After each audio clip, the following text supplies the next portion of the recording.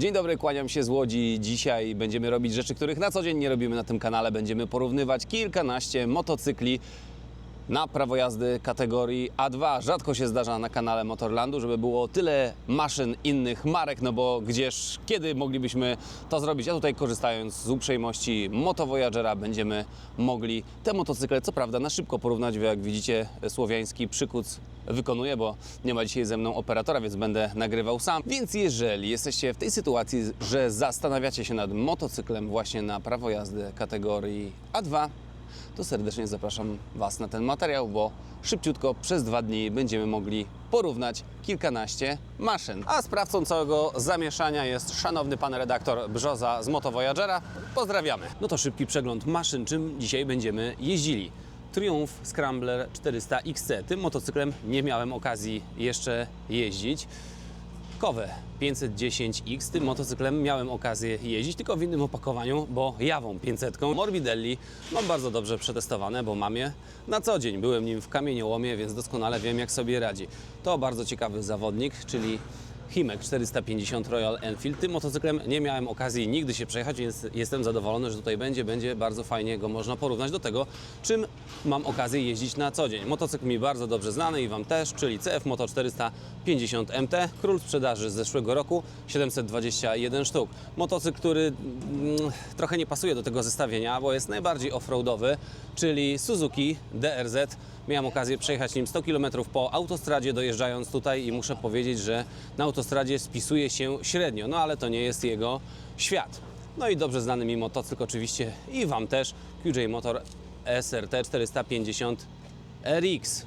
Przechodząc dalej, Watch 625 DSX, tym motocyklem miałem okazję robić dłuższy test, więc też wiem, jak sobie radzi. No i 3 najbardziej chyba interesujące mnie sztuki, czyli BMW F450 GS Klekot, czyli KLE 500 w nowej odsłonie. Wąski motocykl, bardzo ładny, jestem ciekawy, jak to będzie jeździło. No i mój faworyt chyba, z racji tego, że sam jeżdżę KTM-em, czyli 390 z jednym cylindrem. Bardzo fajnie wygląda. Pomarańczowo. Zobaczymy, jak będzie to wszystko śmigało. Niestety czasu na pojeżdżenie tymi motocyklami nie będzie zbyt dużo, bo każdym pewnie jakąś maksymalnie godzinę przez 2 dni, ale wydaje się, że to wystarczy do tego, żeby jakieś porównanie, jakieś zdanie na ten temat mieć. Zapraszam Was do oglądania. No i jesteśmy na Triumphie Scramblerze 400 XC, jeżeli dobrze pamiętam.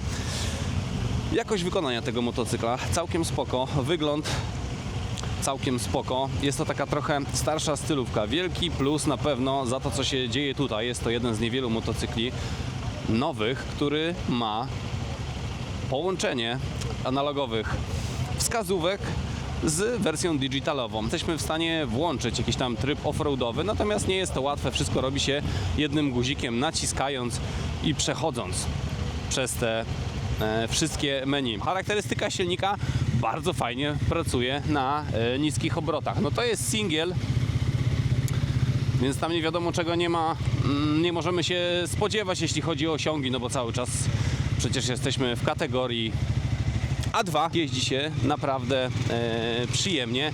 Właściwości terenowe tego sprzętu no nie są największe. Prześwit nie jest zbyt wysoki, charakterystyka zawieszenia też nie pozwala robić nie wiadomo czego, ale doskonale wiecie, że jak ktoś potrafi, to pojedzie takim motocyklem w terenie. No nie jest to najlepszy sprzęt z tych wszystkich z właściwościami terenowymi, ale się da. Przyjemny świst ten silnik wydaje. Nie chciałbym obrazić hondziarzy, ale trochę tak jak w Hondzie, w Hondach starszych to brzmi. Także na pewno fajne, dobre pierwsze wrażenie. Fajnie się tutaj siedzi motocykl z zewnątrz. Jak się na niego patrzy, na pewno wyznacza fajną stylówę i niewiele firm motocykle już tak robi z ładną, okrągłą lampą, nawiązując do starych, dobrych scramblerowych czasów, gdzie z motocykli naked robiło się motocykle takie, którymi można pojeździć w terenie. Dosyć blisko do ziemi, więc nie ma problemu. Ja mam 1,82 m i obie nogi bez problemu mógłbym postawić. No to witamy z pokładu osiołeczka, jakim jest Royal Enfield Himalayan 450. Słuchajcie, z zewnątrz robi naprawdę fajne wrażenie. Jest to trochę inna filozofia motocyklizmu niż we wszystkich innych markach i tego motocykla, że tego modelu nie da się pomylić z żadnym innym. Pozycja na tym motocyklu nie jest jak na takim typowym adventurze, nie siedzi się tak wysoko z wyprostowaną pozycją, z wyprostowanymi plecami. Jest lekkie pochylenie do przodu. Ja mam 1,83 m, tak jak Wam już wspominałem wiele razy, bo zawsze jest to ważny punkt odniesienia i mi nie jest jakoś specjalnie wygodnie na tym motocyklu. Wydaje mi się, że raczej dla niższych osób pokroju 1,75 m pewnie będzie wygodniej. Natomiast samo motocyklowanie jest oczywiście bardzo przyjemne, ale to, co dzieje się tutaj przed Wami na tym liczniku, no to jest magia. Ja uwielbiam, jak są wskazówki. Tutaj ta wskazówka co prawda jest digitalowa, a nie fizyczna, ale samo zestrojenie tego wszystkiego, jak to wygląda, jest naprawdę przyjemne, żeby na to patrzeć. Następną fajną rzeczą, która wyróżnia ten motocykl spośród wszystkich innych, jest sposób przeklikiwania menu. Nie będziecie tego teraz widzieli, bo pewnie świeci słońce, natomiast tutaj ten pindolek, dotykaczyk, no możemy nim manipulować po menu. Nie wiem, dlaczego pozostali producenci motocykli tak nie robią, bo to jest naprawdę precyzyjne i fajne. Nie trzeba patrzeć na te guziki, zastanawiać się, tylko po prostu ruszamy sobie w lewo, w prawo, wchodząc do menu i przestawiając na jakieś tam parametry, tak? To, co chcemy zobaczyć tam, czy przestawić. Także to jest naprawdę fajne. No, szyba jest symboliczna i chyba tylko po to, żeby to ładniej wyglądało, no bo przed wiatrem ona nie chroni. Natomiast według mnie każdy motocykl na A2 jest to raczej sprzęt do pokonywania Polski powiatowej, tak? Więc autostradowe 140, no to dla mnie na takim motocyklu jest trochę męczące. Nie mówię, że się nie da tego robić, ale czuć, że to jest już limit tego sprzętu. I tak mógłbym powiedzieć w zasadzie o każdym. Nie tylko o tym. Ten singiel nie grzeszy kulturą pracy. Naprawdę jest dosyć głośno, no ale to z czego tam się więcej spodziewać. Przyspieszenie w porównaniu do innych sprzętów, które tutaj testujemy, no powiedzmy, że jest dosyć przeciętne. Przy okolicach 7-8 tysięcy robi się naprawdę głośno. Tym motocyklem akurat nie jeździłem w terenie, ale widziałem, że inni, którzy jeździli, całkiem nieźle sobie radzili. Więc jeśli chodzi o dualowe zastosowania tego sprzętu, który zresztą jest chyba znany i po to ludzie go kupują, to radzi sobie naprawdę nieźle. No nie ma tu jakiegoś potężnego ani skoku, ani prześwitu. No geometria, tak jak mówiłem, siemano, geometria jest raczej taka, bym powiedział, nakedowa niż jakaś tam adventurowa, ale całkiem poczciwy z niego osiołek. No i może się podobać, bo ten motocykl ma po prostu jakiś swój styl. To akurat zarąbiste gmole są w standardzie i tutaj, jak widzicie, mamy pętelki. O, żeby jakieś szelki przewlec, czy tam jakąś torbę, tankbaga, czy cokolwiek innego. Fajne, bo nie widziałem tego u żadnego innego producenta. No i następny sprzęt, który wpadł w moje ręce, no i tutaj muszę Wam powiedzieć, że czuję się jak u siebie. W każdym KTM-ie jest bardzo podobnie. Tutaj no, sekcja tej wieżyczki bardzo mocno rozbudowana. W ogóle ten motocykl bardzo podoba mi się wizualnie. Jest wysoki, duży. Dobrze będą się na nim czuły osoby, które są wysokie. Bardzo ładny, czytelny interfejs i ten ekranik, bardzo wysoka szyba, która świetnie wiatr odgania. No silnik singiel. Szczerze mówiąc, trochę jestem nim rozczarowany, bo na co dzień jeżdżę swoim KTM-em, oczywiście dwucylindrowym 790, która ma dużo więcej koni i tym motocyklem bardzo dobrze mi się jeździ w terenie. Natomiast tutaj jakby temu silnikowi brakuje trochę wigoru w niższej partii obrotów. Tam jak się dokręci do 4-5 tysięcy, to jedzie się naprawdę fajnie. O, tutaj trochę na stojaka trzeba. Że cała pozycja jest wysoko, pozycja bardzo wygodna, na stojaka jedzie mi się bardzo dobrze. Motocykl taki smukły, wąski, o i z naprawdę zarąbistym zawieszeniem, kurczę. To jednak, powiem Wam, jak ten zawias jest dobry, to jednak w terenie ma duże znaczenie, czuć to i jeździ się super. Dobra, teraz będziemy pokonywać jakiś wąski przesmyk, kanał panamski. O! Można posłuchać, jak pracuje. Jeden cylinder, praca podobna w sumie. Takie KTM-owskie łomotanie, można byłoby to tak nazwać, metaliczny, no ale ten KTM, tak ma mi się akurat to bardzo podoba. Natomiast czy ten motocykl nazwałbym najlepszym z tego zestawienia? Wydaje mi się, że nie, bo o ile bardzo dobrze wygląda, świetnie człowiek się na nim czuje, to ma to ma wady innych KTM-ów. Ma mega niewygodne siodło, o którym no już po chwili nawet jak jedziecie, to czuć, że jest po prostu twardym taborecikiem. Powinni chyba w KTM-ie zmienić kogoś, kto jest odpowiedzialny za ten komponent. No i niestety no słaby ten niski zakres obrotów, co w terenie jest akurat no dosyć potrzebne, żeby można było z dołu po prostu wypalić, elegancko ruszyć, a nie się dokręcać gdzieś tam do tych wyższych partii. Także taka szybka ocena po przejechaniu kilkunastu kilometrów tym sprzęcikiem.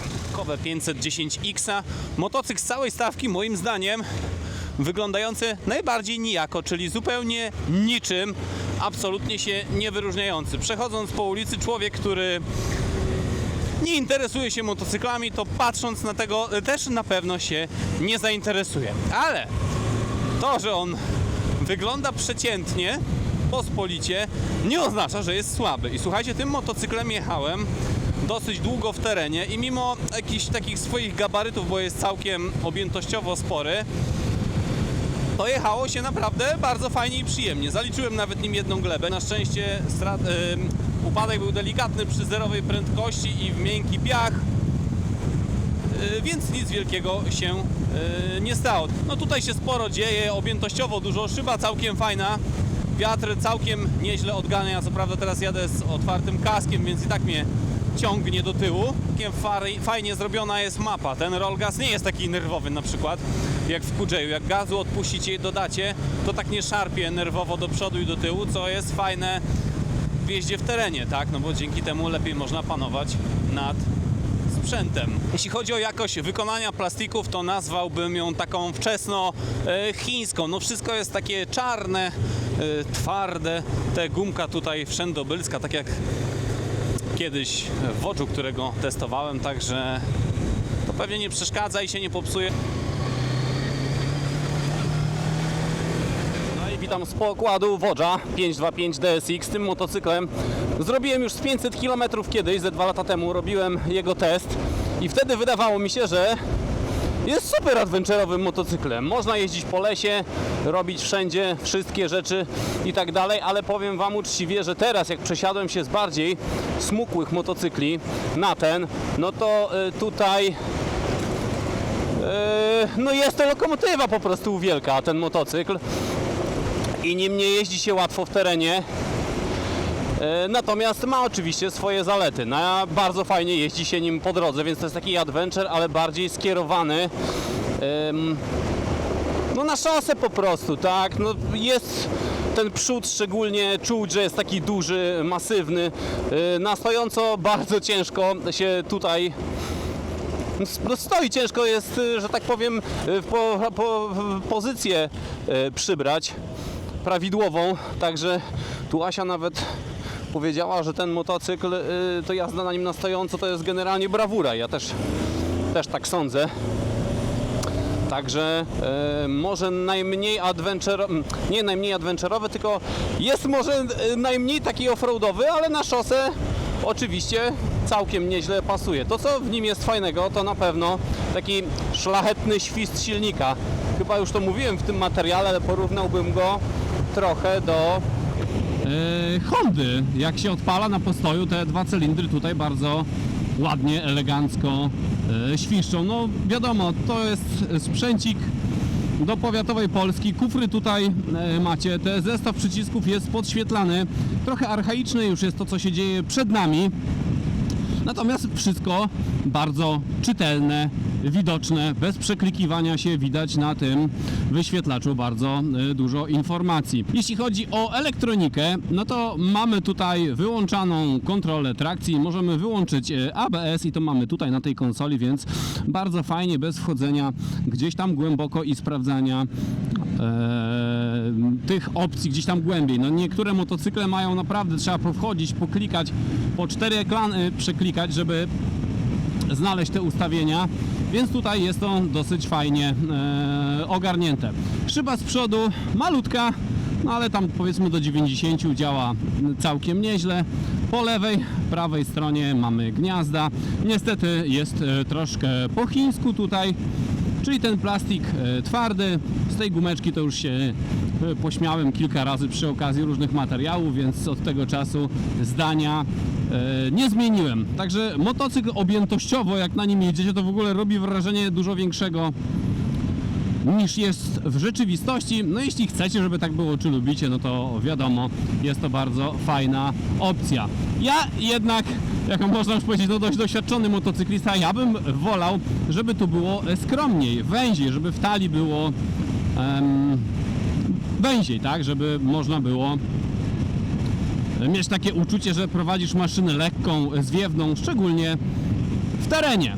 To by było na tyle, jeśli chodzi o ten motocykl. O QJ opowiem z onboardu. Tak samo jak konkurenci próbuje zawojować segment do 500 cm3.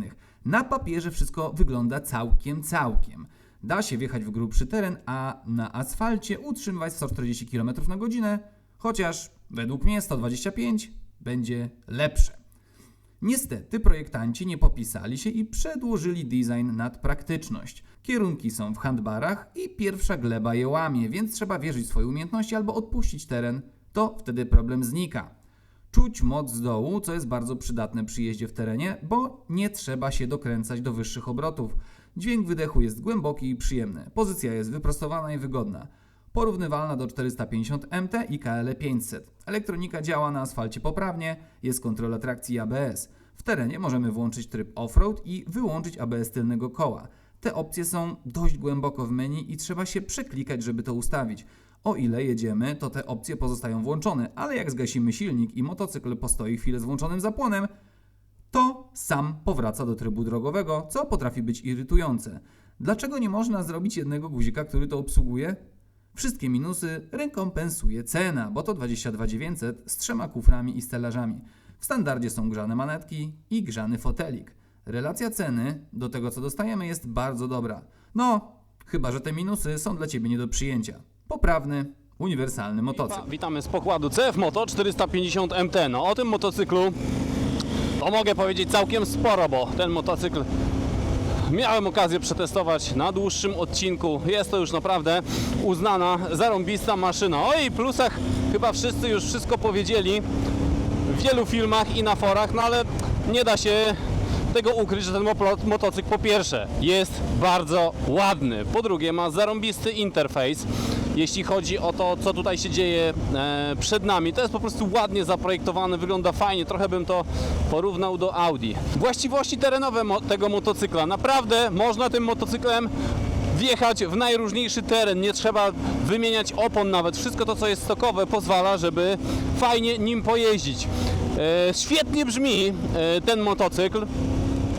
Akurat ta sztuka ma akrapa i naprawdę bardzo ładnie sobie burczy. Akrapa i to takiego dedykowanego razem z napisem, więc no, brzmi naprawdę fajnie. Świetnie tym motocyklem też, świetna jest pozycja w tym motocyklu. Naprawdę mało wad, dlatego nie dziwne, że jest to trzeci najchętniej kupowany jednoślad w naszym kraju. W zeszłym roku było sprzedano 721 sztuk. Wszystko, co potrzebne do tego, żeby jeździć nim adventurowo, naprawdę tutaj jest. To, co mogłoby być lepsze, chociaż nie wiem, czy to jest jakiś minus, to na pewno to, co dzieje się tutaj. Mi to akurat nie przeszkadza, że jest tego objętościowo bardzo dużo, natomiast inne osoby, jak jeździły, to wskazały, że po prostu dużo się tu dzieje i ma się wrażenie, że jedzie się dużo cięższym motocyklem niż w rzeczywistości. Ja akurat lubię, jak się dużo dzieje, więc mi to nie przeszkadza. Jest to bardzo poważny konkurent dla dużo droższych motocykli, takich jak KTM czy BMW w tym samym segmencie, także naprawdę CFC udało zrobić się fajny motocykl. No i teraz motocykl najcięższy z zestawienia, czyli MBP Morbidelli T502X. Tym motocyklem naprawdę też już sporo miałem okazję pojeździć, kilkaset kilometrów zrobić, więc dość dobrze znam jego plusy i minusy. Największym jego minusem jest to, że jest dość ubogo wyposażony. Nie ma w nim tych dość ważnych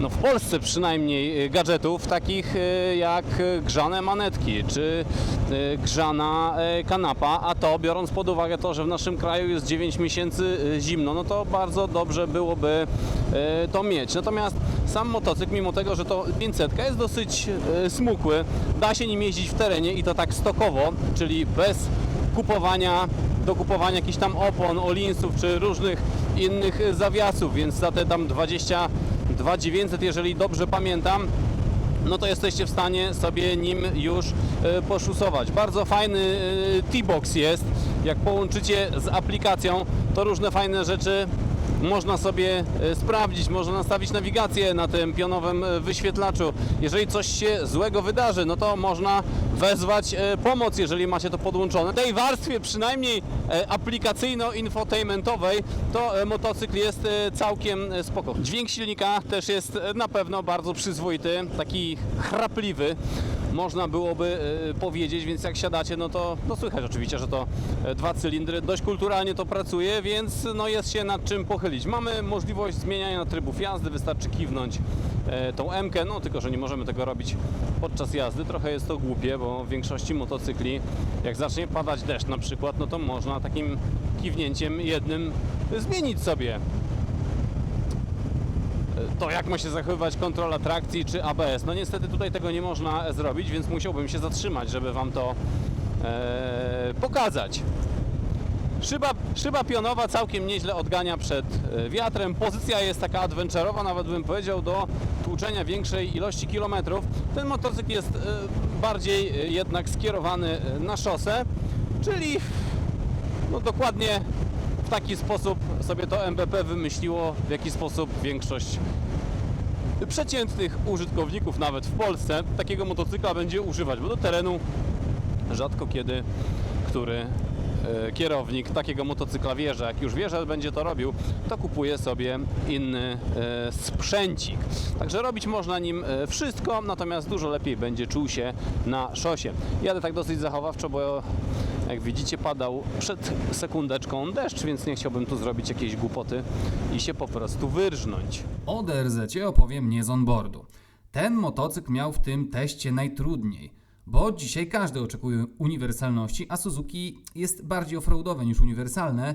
Niemniej jest propozycją na A2, ale bardziej dla kierowników terenowych. Jeździ się nią w terenie tak łatwo, że dla doświadczonego kierowcy nawet trudny teren jest spacerkiem. 151 kg dla 400 w singlu to jest dość, żeby zrobić prawie wszystko. Jeździ lepiej niż wygląda. Szczególnie obciachowo wyglądają pompy hamulcowe. Trochę jak z lat 90., tylko pomalowane srebrzanką.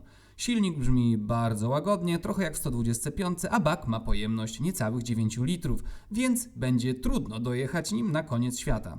Ale koniec drwienia, bo prowadzenie w terenie i zaawansowania jak na tę pojemność elektronika robi robotę i może nawet jest najlepsza z całego zestawienia. Zaskakująco dobrze przyspiesza jak na 38 koni i 37 N, ale dobrych osiągów należy upatrywać w niskiej masie. Gorzej jak wjedziecie na asfalt.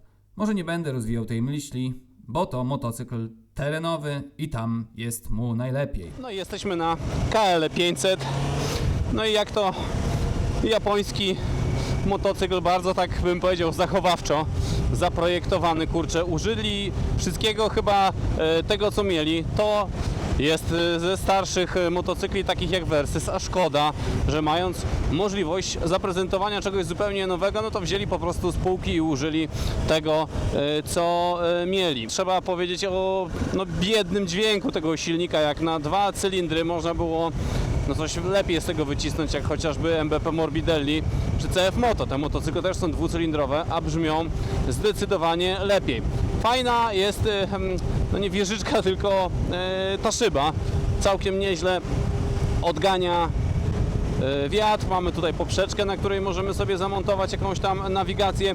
Jeśli chodzi o właściwości terenowe, no to oczywiście jak najbardziej można tym sprzętem w teren się ładować. Pozycja na tym motocyklu jest zarąbiście wygodna. No muszę powiedzieć, że O ile Versys jest takim malutkim motocyklem dla człowieczka, co ma 1,70 m, o tyle tutaj siedzi się naprawdę fajnie, wygodnie. Taka wyprostowana pozycja. Można byłoby tym motocyklem na pewno ładować większą liczbę kilometrów. To co do poprawki, to na pewno zaprojektowanie tego, jak tutaj wygląda.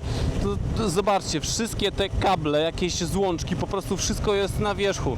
Sorry, ale Kawasaki to można byłoby oczekiwać czegoś więcej niż po prostu, nie wiem, zaślepienia tego albo schowania pod tym. Wygląda trochę jak na szybko zaprojektowane i zmontowane, no i pewnie tak było, biorąc pod uwagę, jak dobrze sprzedawało się CF Moto w zeszłym roku, to każdy postanowił mieć motocykl, który będzie z nim konkurował, no ale to, co się dzieje tutaj, no jest dla mnie niedopuszczalne. Czytałem takie opinie też gdzieś na grupie, ktoś się przymierzał do zakupu tego motocykla, no to też na to zwrócił uwagę właśnie, że to po prostu jest trochę biedne. To, co można tutaj zrobić, to wyłączyć ABS i został specjalnie guzik do tego zaprojektowany, więc całkiem fajnie.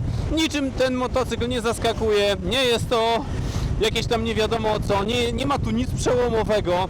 Taki o tam, żeby konkurent był w klasie 500, bo ludzie się zorientowali, że nie trzeba wydawać 100 000 na motocykl, żeby też sobie fajnie pojeździć, także konkurent w tej klasie takich motocykli nie za dużych, adventurowych na A2. No i jesteśmy, słuchajcie, na BMW 450 GS i niestety muszę odszczekać wszystko to, co kiedykolwiek powiedziałem o BMW. Oczywiście ciężko po jednym motocyklu stwierdzić, że jest super albo nie super, ale słuchajcie, no to BMW w każdym zakresie jest ok. Jeśli chodzi o użytą technologię, to jest najbardziej z tych wszystkich motocykli najnowocześniejsze, tak? Mamy tutaj system takiego automatycznego sprzęgła, które można puścić i tylko dodając gaz ten motocykl sam rusza i powiem Wam, że jest to naprawdę bardzo wygodne. To wszystko, co się dzieje przed nami, ten interfejs jest super. W ogóle kolorystyka tego motocykla i tutaj wykonanie tego wszystkiego, złota kierownica, kręcenie tym pokrętłem, żeby przechodzić przez menu. Słuchajcie, no to wszystko jest naprawdę super i robi wrażenie. Oczywiście nie jest to za darmo, że tak powiem, no nie ma takiej opcji, żeby ten motocykl kosztował tyle samo, co inne chińskie, czy też europejskie, japońskie, tam nieco biedniejsze i muszę powiedzieć, że naprawdę robi wrażenie. Zresztą, co tam będę gadał, pokażę Wam, jak to wygląda. Łapiemy za klamkę sprzęgła, wbijamy jedynkę, puszczamy i nie jedziemy. I teraz dopiero w momencie, jak dodajecie gazu w okolicach 3000 obrotów, to ten motocykl powoli rusza i muszę przyznać, że jest to naprawdę zarąbista rzecz. To nie jest dla mnie oczywiście, bo ja jestem przyzwyczajony albo do quickshiftera, albo do normalnej tam zmiany biegów, wciskania sprzęgła, ale to dla osób, które nie potrafią jeździć motocyklem i nie potrafią operować sprzęgłem i to blokuje ich przed tym, żeby na takim motocyklu jeździć, no to umówmy się, no to jest kurczę przełomowa sprawa. Ja oczywiście nie wiem, czy chciałbym to mieć w motocyklu, podejrzewam, że bardzo szybko przyzwyczaiłbym się do tego. No, podoba mi się to jako po prostu rzecz taka nowoczesna. Trochę się śmiałem z tych iklaczy wszystkich i tak dalej, że motocyklysta to tam musi umieć zmieniać to, tamto, sramto, ale powiem Wam, że to naprawdę działa tutaj super. Wydaje mi się, że jest to raczej motocykl dla BMK-ży, że tak powiem, dla tych, którzy kochają tą markę i chcieliby kupić, nie wiem, dla swojego dziecka, dla żony, dziewczyny, czy tam dla kogokolwiek innego, ale najpierw coś małego, żeby zobaczyć, czy motocyklizm jest właśnie dla tych, no dla ich bliskich. Cóż mogę więcej powiedzieć o tym motocyklu? No podoba mi się. Jeśli chodzi o całe zestawienie, to nawet chyba jeśli chodzi o drogę, to uznałbym go za najlepszy motocykl drogowy. No KTM według mnie najlepszy w terenie, w jeździe na stojąco, no a ten jeśli chodzi o jazdę